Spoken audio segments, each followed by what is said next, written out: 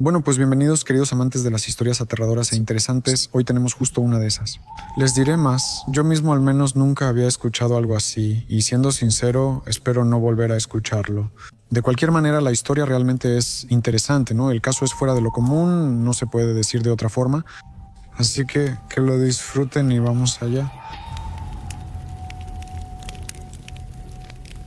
La noche del 11 de enero de 1993, el doctor Luc Admiral, residente de una tranquila ciudad francesa cerca de Ginebra, recibió una llamada que cambió su vida para siempre.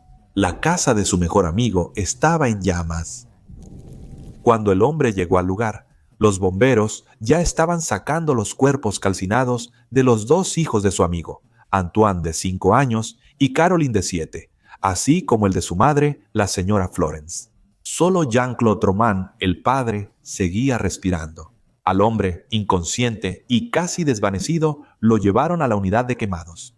20 años de amistad, años de universidad juntos, bodas casi al mismo tiempo, hijos que crecieron cerca. Luc incluso fue el padrino de la hija de Jean-Claude. Sus vidas literalmente parecían un reflejo una de la otra. Y ahora, la vida de su mejor amigo está completamente destruida. A primera vista, parecía una casualidad. Una caldera explotó o algún fallo eléctrico, pero al mismo tiempo, una extraña sensación interna le decía a Luc que algo no estaba bien aquí.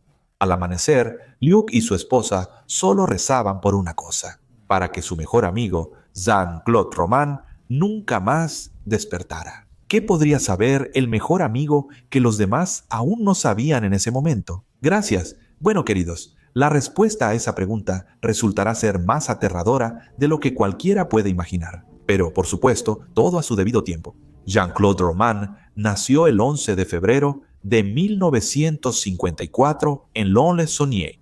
Pero más tarde, la familia se mudó a un pueblo cercano, Clans. La familia estaba estrechamente relacionada con la industria forestal. Aimé Roman, el padre, dirigía un aserradero y era muy respetado en el pueblo. Él representaba esos valores tradicionales. Los franceses, eso es laboriosidad, moderación y respetabilidad. Su esposa, Ana María, no trabajaba. La mujer se encargaba de las tareas del hogar y también criaba a su hijo. Por cierto, era una dama muy religiosa, para quien la reputación de la familia lo significaba literalmente todo. Y hay otro dato interesante. En la familia Romanov, mostrar emociones como llorar o sentir miedo era visto como debilidad. Eso era inaceptable. Reinaba la vieja y buena filosofía de ¿y qué dirá la gente? Cuando su madre se angustiaba o lloraba, Jean-Claude no podía mostrar sus emociones y debía mantener la compostura. En ese ambiente, el chico aprendió bastante rápido a ocultar todos sus verdaderos sentimientos, así como pequeñas faltas, para nunca entristecer a su mamá ni romper la ilusión de perfección familiar. Mucho después, los psiquiatras llamarán a esto un yo falso, una especie de máscara que Jean-Claude llevará durante toda su vida. Pero en general, él era un niño ejemplar. En la escuela siempre hablaban bien de él, tranquilo, obediente y aplicado. Sus padres querían que él siguiera el negocio familiar y trabajara en la industria de aserraderos como su padre. Pero Jean-Claude tenía planes un poco diferentes. En el año 71, por supuesto, del siglo pasado, ingresó a los cursos preparatorios en un prestigioso liceo, el Liceo du Parc en Lyon. Es una de las mejores instituciones educativas de Francia, que preparaba a los estudiantes para las grandes écoles. Fue un gran salto para un chico común del campo. Lyon, tercera ciudad más grande de Francia, es un centro cultural e intelectual. El Liceo du Parc era un mundo aparte, donde estudiaban hijos de profesores, médicos, abogados y la burguesía.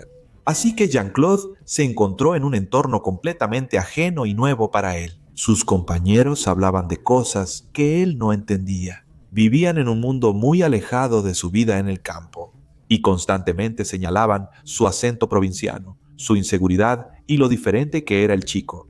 En resumen, a Jean-Claude lo molestaban por ser campesino, pero no hay una confirmación al 100% de esto, pero el hecho sigue siendo un hecho. Ya después del primer semestre, Jean-Claude dejó los estudios. Fue entonces cuando ocurrió el primer giro bastante importante en su destino. Verán, En vez de regresar a casa y confesarles a sus padres su fracaso, decidió no decir nada. Es decir, seguía recibiendo dinero para sus estudios. Viajaba a Lyon, pero en realidad ya no se presentaba en el liceo.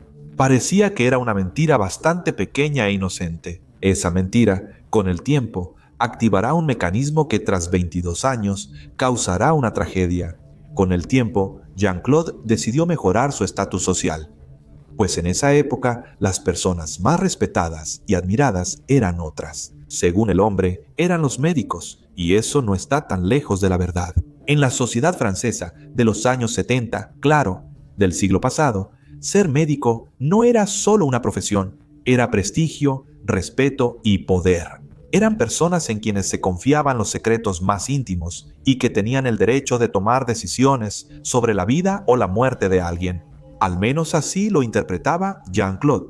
Así que les informó a sus padres que quería estudiar para ser médico, y ellos estaban encantados. Su hijo, un simple chico de campo, logrando el éxito por sí mismo en una profesión de élite. Parecería que sí, que es su propia elección, pero en realidad no todo es tan sencillo. Más tarde, resultará que incluso el simple contacto con el cuerpo humano le provocaba repulsión al hombre. La medicina difícilmente era su verdadera vocación, pero sin duda era una manera de obtener el estatus que tanto anhelaba. En el año 75, Jean-Claude realmente ingresó a la Facultad de Medicina en Lyon. Y los primeros 2 años, bueno, todo iba bien. No era un estudiante brillante, pero sí muy aplicado. Durante sus estudios de medicina, conoció a Florence Croto. Era una chica sencilla y amable, que además también era pariente lejana de Jean-Claude, una prima. Además, ella provenía de un entorno provincial similar al del protagonista de este video. La señora Florence aceptó una relación con Jean-Claude a regañadientes. Tiempo después, en un grupo de amigos, él conoció a Luc Moros. El almirante, quien luego sería su amigo más cercano, es la misma persona que mencioné al inicio del video. Luc era un médico de verdad y estudiante exitoso. Con él, Jean-Claude vivió sus años más felices. Y sí, fue Luc quien más tarde sería el primero en descubrir la verdadera naturaleza de la tragedia. Y luego sucede algo decisivo. Verán, en 1982, en su segundo año de medicina, Jean-Claude no se presenta al examen decisivo. Ese examen realmente no es común, sino un momento clave en la formación de un médico francés. Reprobarlo implica repetir el año o dejar la medicina por completo. Las razones de la presencia del joven en el examen siguen siendo poco claras. Algunos dicen que Jean-Claude lo perdió por una lesión en la mano. Otros dicen que estaba en una profunda depresión por una pelea o ruptura con Florence. No sé, tal vez simplemente no estaba listo en ese momento, o tal vez ya lo sentía entonces, que en realidad nunca podría llegar a ser un verdadero médico. El final era predecible de todos modos. Jean-Claude fue expulsado, pero, de nuevo, les aseguraba a sus familiares y a su entorno en general que había pasado exitosamente y que ahora estudiaba en el 3er año. Esto se volvió un rincón oscuro y sordo en su biografía. La mentira, que comenzó como una pequeña y aparentemente inocente excusa, empezó a crecer y con los años se convertiría en la tragedia de toda su vida. Bueno, y así fue, no solo la suya, pero de eso hablaremos más adelante. Así que Jean-Claude pasó el primer semestre de su supuesto 3er año en depresión. Se encerró en el departamento que le dieron sus padres y solo se quedaba acostado. No salía de ahí. Prácticamente no comía y prácticamente no dormía. Al menos no de manera normal. Luc, su amigo, tardó semanas en comunicarse con él por teléfono. Él pensaba que su amigo faltaba por la pelea con Florence y trató de hablar sinceramente con Jean-Claude. Pero en lugar de decir la verdad, él eligió otra mentira más, mucho más grande. Verás, le dijo a Luc que tenía linfoma de Hodgkin, en otras palabras, cáncer. Incluso obtuvo un certificado que confirmaba su diagnóstico. Finalmente, explicó a sus amigos por qué había estado ausente. Y luego, sorprendentemente, después de una heroica lucha contra el cáncer, de repente se recuperó y volvió a estudiar. Sin embargo, regresó en el 2º año, donde Jean-Claude mostró gran talento para el engaño. Durante 12 años, aprovechó la burocracia universitaria en Francia para inscribirse como estudiante de segundo año. Siempre tenía credencial de estudiante vigente. Este esquema siguió hasta 1986, cuando el nuevo decanato solicitó al estudiante fantasma visitarlos y explicar de qué se trataba todo. En ese tiempo, ser estudiante eximía a los hombres de pagar impuestos sobre la renta. También le daba la posibilidad de usar la biblioteca y, en general, todos los privilegios de la universidad. En principio, Jean-Claude podía hacer todo lo mismo que hacían sus compañeros de grupo para convertirse en médicos, excepto una cosa. En realidad, no podía ser ese médico. Aquí vale la pena regresar un poco a la historia del cáncer fantasma de Jean-Claude, porque de otra manera no se puede llamar. Por supuesto, él también le contó muchas mentiras a Florence, y bastante bien.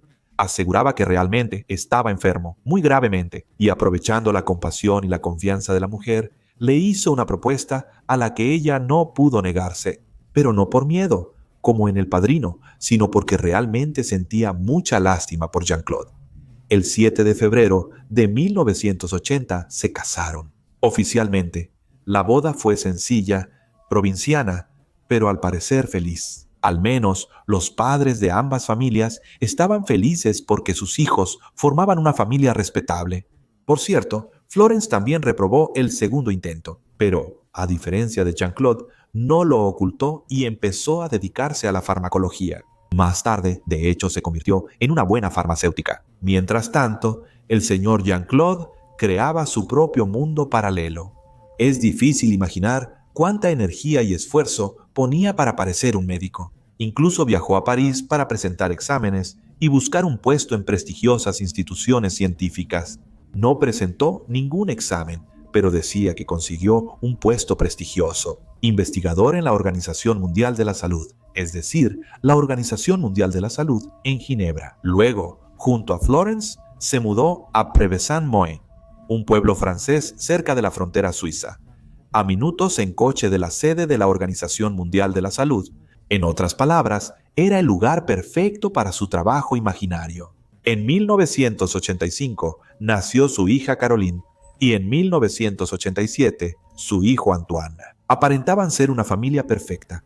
De verdad, imagina. Investigador exitoso de la Organización Mundial de la Salud, esposa farmacéutica, 2 hijos y casa en suburbio tranquilo. Los vecinos de la familia realmente los envidiaban, pero Jean-Claude nunca invitaba a sus colegas a su casa. Además, hizo todo lo posible para que no lo molestaran en su supuesto trabajo. Su esposa no tenía el número de teléfono de su oficina y solo se podía contactar con él a través de una contestadora automática que él mismo revisaba. Cada mañana llevaba a los niños a la escuela y luego se quedaba sentado en su auto en el estacionamiento de la Organización Mundial de la Salud durante horas. A veces leía revistas médicas para poder mantener conversaciones con sus amigos doctores.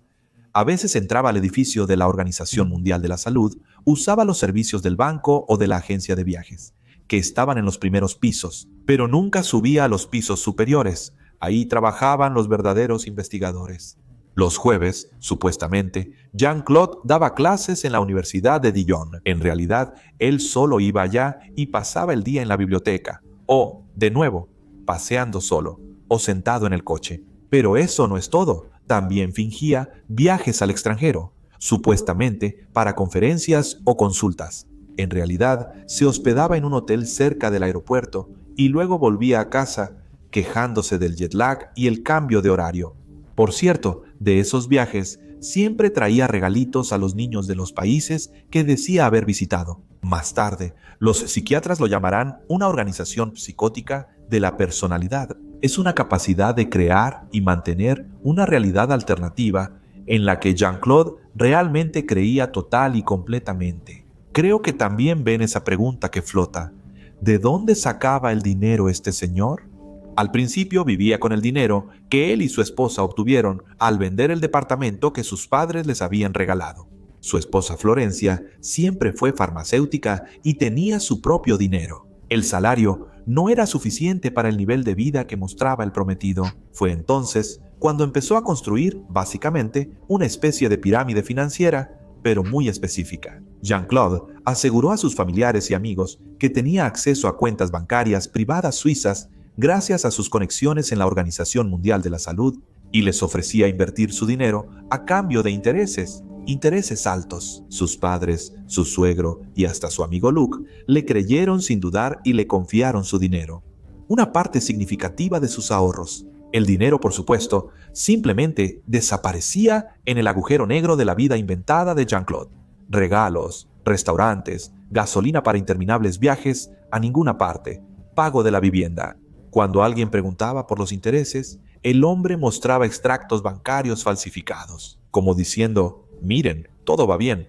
Además de los fraudes, Jean-Claude consiguió una amante. Un día, Luke le presentó a una conocida suya, la señora Chantal de Ladan, y Jean-Claude de inmediato se llenó de la idea de tener un romance con la mujer. La mujer vivía en París, que era el lugar ideal para encuentros secretos. Jean-Claude solía pasar desapercibido entre su familia y conocidos. Al principio, la señora Chantal no le prestaba atención. Con el tiempo, ella cedió ante su atención y regalos generosos. Incluso convenció a su amante de invertir su propio dinero en esos mismos fondos inexistentes. Y en 1988 pasó algo que, digamos, tal vez fue un ensayo de la tragedia que vendría después. No es seguro, pero luego ustedes sacarán sus conclusiones. Me alegrará leerlas en los comentarios. Entonces, el suegro de Jean-Claude, el señor Pierre Croto, quien también le había dado una buena cantidad de dinero para invertir, un día decidió retirar parte de su capital para comprarse un Mercedes.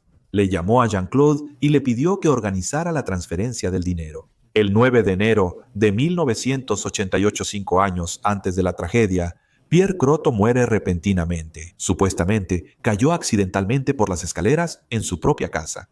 En circunstancias extrañas, solo Jean-Claude estaba en esa casa y fue el único testigo. Los rescatistas que llegaron al lugar afirmaron más tarde que escucharon al señor Croto murmurar algo incomprensible, algo como Jean-Claude Miemem, Jean-Claude Miemem. Pero entonces Jean-Claude intervino de inmediato y le puso una máscara de oxígeno en la cara a Testy, silenciando sus últimas palabras. Pierre murió a causa de las heridas recibidas unos días después de eso, sin haber recuperado la conciencia. El tribunal lo consideró un accidente. Después, Jean-Claude organizó el funeral de su suegro e inició una colecta con familiares y amigos. Por supuesto, se quedó con todas las donaciones para sus propios fines. ¿Fue realmente un accidente o en realidad fue el primer asesinato? Eso probablemente nunca lo sabremos. Si creen que ya entendieron todo, queridos, créanme, no es así. Hasta principios de los 90, Jean-Claude Roman manejaba con éxito su vida inventada. Durante más de 10 años, se volvió un maestro de la mentira, manejando historias, documentos falsos y reuniones inventadas. Pero al final todo eso empezó a desmoronarse. El romance con la amante de esta misma señora Chantal no duró mucho. La ruptura la inició la mujer, así que Jean-Claude le dijo que tenía cáncer en etapa 4, esperando que ella se quedara por lástima. Eso ya lo hemos escuchado antes, ¿verdad? La señora Chantal realmente reaccionó bastante fuerte a esto, pero no de la manera que Jean-Claude esperaba. Verán, temiendo que él muriera y ella perdiera su dinero, la mujer le pidió que le devolviera todas sus inversiones. Cuando el hombre se negó, ella empezó a presionarlo, incluso amenazándolo con llamar a la policía. Al mismo tiempo, los familiares y conocidos del hombre empezaron a llamarlo cada vez más seguido por operaciones bancarias sospechosas, así como por los intereses prometidos que nunca llegaban. En diciembre de 1992, el presidente del consejo escolar, donde estudiaban los hijos de Romanov, Jean-Baptiste Fechot, decidió organizar una campaña benéfica para apoyar un proyecto de investigación de la Organización Mundial de la Salud. Así que le pidió a Jean-Claude los datos de contacto de sus colegas. Él intentó negarse, pero Fechot insistió. Era necesario. Incluso él mismo llamó a la Organización Mundial de la Salud, pero, por supuesto, no pudo encontrar ningún rastro del Dr. Roman. Lo cual es lógico, ya que él nunca estuvo ahí. El 5 de enero de 1993, Fechot le dijo a la señora Florence, esposa de Jean-Claude, que no halló el nombre de su esposo en el directorio de la Organización Mundial de la Salud.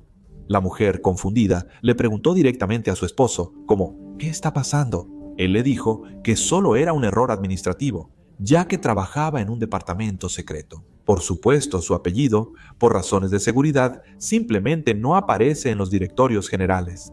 Pero en ese momento, la señora Florence ya empezaba a dudar. Quizás, por primera vez, en 13 años de matrimonio, ella se lo preguntó. ¿Realmente conoce a su esposo? Jean-Claude sentía que su doble vida se estaba desmoronando. La amante pedía dinero, los familiares preguntaban por inversiones, la esposa sospechaba y ese presidente del consejo escolar.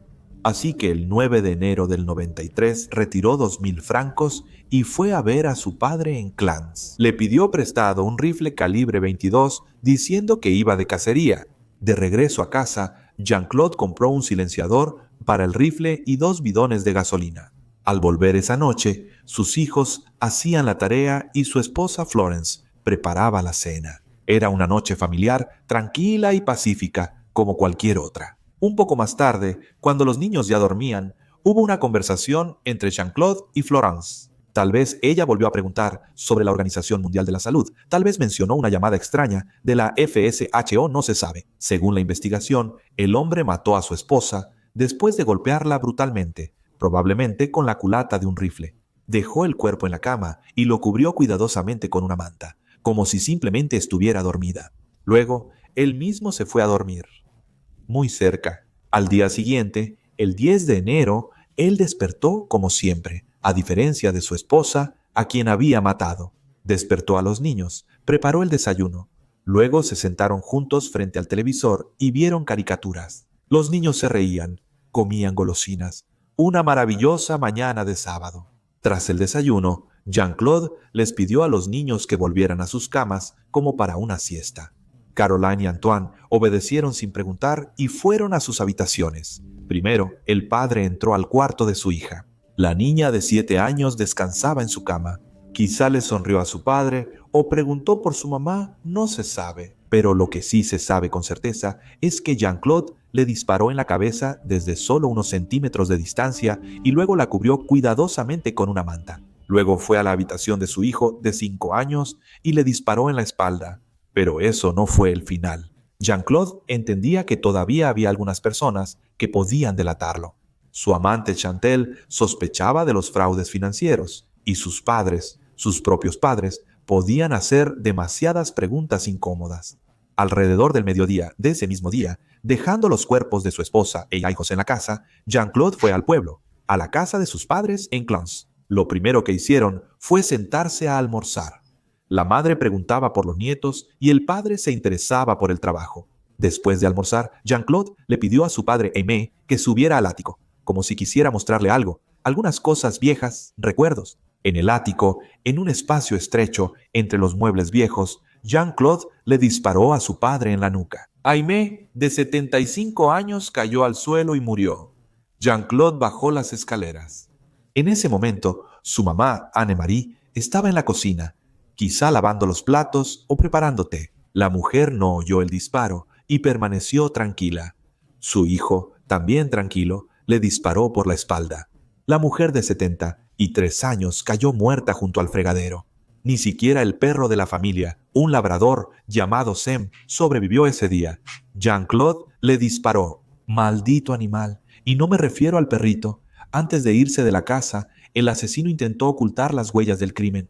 Limpió superficies, recogió casquillos, pero no incendió la casa. Quizá no quería que los vecinos lo notaran antes, no lo sé. Lo principal, como entiende, es que igual dejó rastros de su trabajo. Al dejar la casa de sus padres, Jean-Claude se fue a París. Su objetivo era Chantal Deladan, la amante que exigía que le devolvieran su dinero. El 10 de enero, tarde en la noche, se reunió con ella. La invitó a una cena inventada en el bosque de Fontainebleau, supuestamente con Bernard Kouchner, médico y político famoso, aunque en realidad no lo conocía. Chantal aceptó y se subieron al auto y fueron juntos a esa cita inventada. Caminaban por los oscuros senderos del bosque de Fontainebleau. En un momento, Jean-Claude dijo, «Nos perdimos». Luego paró su auto en un lugar desierto. Después le pidió a Chantal que saliera del auto, supuestamente para que juntos miraran el mapa, para averiguar hacia dónde debían ir después. Cuando ella salió, Jean-Claude le ató una cuerda al cuello y comenzó a estrangularla. Al mismo tiempo, también usó un gas pimienta directamente en su cara. Como pueden ver, la señora Chantal era una mujer fuerte.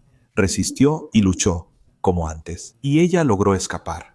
Jean-Claude estaba en shock y entonces cambió de táctica. Se disculpó, lloró y afirmó que fue por los efectos secundarios, porque toma medicamentos para el cáncer en etapa 4, ¿recuerdas? Le rogó que lo perdonara. Chantal estaba asustada y desorientada, sin saber qué hacer. Al mismo tiempo, Jean-Claude seguía llorando y la obligó a prometer que no le contaría a nadie sobre este incidente. Además, la amenazó diciendo que si hablaba, él se quitaría la vida, así que ella nunca recupera su dinero. Jean-Claude llevó a su examante de regreso a París. Al final, ella salió del auto, aunque traumatizada, pero viva. Y en general, ella se convirtió en la única víctima del hombre que logró sobrevivir. En la mañana del 11 de enero, no un médico, no una persona, regresó a su casa, donde todavía yacían los cuerpos de sus hijos y esposa a quienes él había matado. Allí había un silencio espeluznante, pero Jean-Claude sabía qué hacer. Él metódicamente roció todas las habitaciones con gasolina, de hecho, todo, los muebles, las paredes, los cuerpos. Preparó cuidadosamente todo para la destrucción final de las pruebas, y luego tomó una enorme dosis de somníferos, suficiente para quedarse dormido y no despertar, supuestamente. Entre las 3 y 4 de la mañana, él incendió la casa. ¿Fue un intento de suicidio? Es poco probable, ya que las pastillas que tomó el hombre estaban caducadas. Además, como alguien que estudió literatura médica durante 18 años, él tenía acceso a medios mucho más efectivos. Él al menos los conocía. Después, los psiquiatras dirán que Jean-Claude en realidad quería ser salvado. Su mentira finalmente terminó. El incendio comenzó cerca de las 4 de la mañana. El fuego envolvió rápido la casa de madera empapada en gasolina. En la calle ya empezaban a aparecer los primeros transeúntes, así como los trabajadores de los servicios públicos que limpiaban las calles después de la nevada nocturna. No podían dejar de notar el infernal espectáculo de fuego, e inmediatamente llamaron a los bomberos. Ellos llegaron rápido y rescataron a Jean-Claude, quien estaba tirado en el pasillo, semi-inconsciente y con quemaduras leves. Sin embargo, como es conocido, la esposa e hijo del hombre habían muerto hace mucho. En ese momento, todos pensaban que era una tragedia, pero sin duda, un accidente desafortunado. La familia murió en el incendio y el padre sobrevivió de milagro. Liuc, el admiral, al llegar esa mañana al trabajo, se encontró con los policías. Ellos le dieron la terrible noticia. Su mejor amigo perdió a su familia en el incendio. El hombre fue al hospital para acompañar a su amigo en ese difícil momento. Pocas horas después, la policía volvió con nueva información. La esposa e hijos del señor Román no murieron en el incendio. Los mataron a tiros. Definitivamente no fue un accidente, sino un asesinato planeado. Poco después, también se encontraron los cuerpos de los padres de Jean-Claude. Ellos también habían sido asesinados a tiros. Entonces la policía comenzó a interrogar a Luc en detalle sobre la vida de su mejor amigo. ¿Dónde trabajaba? ¿Qué hacía? ¿Cuáles eran sus hábitos? Fue entonces cuando Luc, amigo cercano de Jean-Claude, por 20 años y padrino de su hija, notó un grave problema. La verdad es que no sabía nada sobre su amigo. No sabía el teléfono de la oficina de la Organización Mundial de la Salud. Jean-Claude le pidió no molestarlo en el trabajo. Nombres de colegas. Tampoco los sabía. Jean-Claude nunca los mencionó. La dirección de la oficina. La conocía, pero nunca fui. Al llamar la policía a la Organización Mundial de la Salud, se aclaró de inmediato. Nunca existió ningún Jean-Claude Romain ahí. Mucho menos, nunca trabajó allí. 18 años de mentiras y una vida inventada en la que todos creían. Ni siquiera Luc, el mejor amigo del asesino, sospechaba. Durante los interrogatorios, Jean-Claude Romain al principio se negaba a hablar con los policías. Él simplemente estaba acostado en el hospital, silencioso, completamente apartado de todo. Pero aún así, poco a poco empezó a contar. No de inmediato, pero empezó, por partes, en fragmentos. Los psiquiatras que lo atendían describieron una imagen extraña. Jean-Claude hablaba de los asesinatos como si describiera algo que le pasó a otra persona, sin emociones, sin remordimiento, como si fuera un informe de un experimento. A la pregunta de por qué lo hizo, el hombre respondió así: «Es mejor que mi familia muera a que se entere de la verdad». Para Jean-Claude Roman, la reputación, la apariencia y el éxito importaban más que la vida, incluso más importantes que su vida, la de sus hijos y esposa. El psiquiatra François Biond, encargado de la evaluación, explicó que Jean-Claude desarrolló una personalidad paranoide. Vivía en su mundo inventado, donde mentir era normal y ya no distinguía la verdad de la mentira. Se volvió parte de un sistema, pequeña e inocente, solo para no entristecer a su madre. Con el tiempo, se convirtió en décadas de engaño. Cuando las paredes de su mundo artificial empezaron a cerrarse y el riesgo de ser descubiertos se volvió real, Jean-Claude no pudo soportarlo. Temía que todo su mundo se derrumbaría si lo descubrían, así que decidió actuar de manera radical. Para él, ya era más fácil matar a todos los que lo conocían que admitir su mentira. El juicio inició el 25 de junio de 1996. Francia quedó paralizada. El caso de Jean-Claude se convirtió en uno de los acontecimientos criminales más sonados de toda la década. Los periodistas lo llamaban l'Adversaire. Espero que la pronunciación sea correcta, porque no sé francés. En ucraniano me va un poco mejor, pero mi acento es así. Esta palabra tiene varios significados en francés: enemigo, rival, pero además aquel que se enfrenta a sí mismo. Emmanuel Carrère escribió un libro sobre este caso llamado l'Adversaire. Se convirtió en un verdadero bestseller y más tarde fue traducido a 26 idiomas. En el propio juicio, Jean-Claude se mantuvo completamente tranquilo. Parecía que no le importaba en absoluto lo que estaba sucediendo.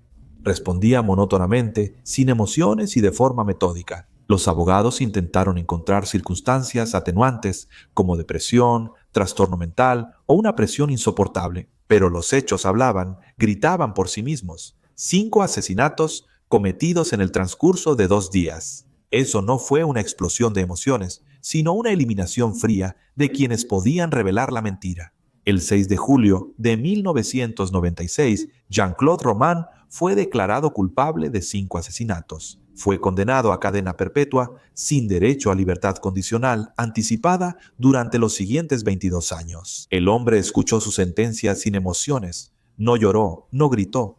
Simplemente asintió en señal de acuerdo y se fue. Tras las rejas, Jean-Claude fue un prisionero ejemplar.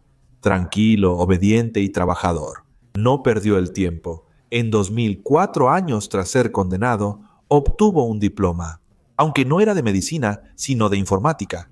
Fue educación a distancia, pero esta vez el diploma era auténtico. También recibió una terapia prolongada. El diagnóstico: trastorno narcisista de la personalidad, incapacidad para sentir empatía real, necesidad patológica de mantener una fachada de éxito. En 2019, después de 26 años en prisión, Jean-Claude Roman, ya de 65 años, salió en libertad, por libertad condicional. Esa noticia impactó mucho a Francia, y no precisamente de forma positiva. En Prevesén-Moën, donde ocurrió la tragedia, la gente estaba indignada. El señor Maurice, cliente habitual de la panadería que estaba a unos pasos del kiosco de espresso, a donde ese día trágico Roman fue a comprar periódicos después de cometer el asesinato, dijo: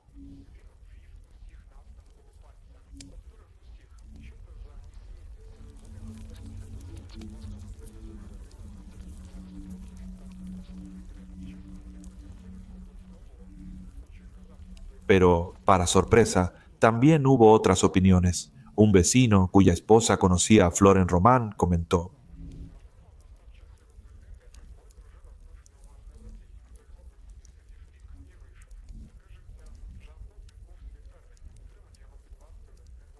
después de ser liberado, Jean-Claude empezó a vivir en el monasterio benedictino, en Périgueux. Las condiciones de liberación eran estrictas: visitas obligatorias al psiquiatra, uso de brazalete electrónico para rastreo, prohibido contacto con familias de víctimas, aparecer en medios y debe pagar compensaciones a las víctimas. Pero ya en 2022, el hombre fue liberado también de estas obligaciones. Actualmente, él se encuentra en un pueblo del departamento de Indre. Recibe una pensión de alrededor de 800 euros. Vive tranquilo y discreto. Puede que sus vecinos no sepan quién es o quizá lo sospechen. Queridos, hoy les conté esta historia. Para mí esto es una locura total. Sin embargo, es una locura interesante. Por extraño que suene, muchísimas gracias por ver el video. Gracias por pasar tiempo conmigo, por mirar este hermoso fuego y escuchar una historia interesante, aunque un poco aterradora. Y que todo les salga bien.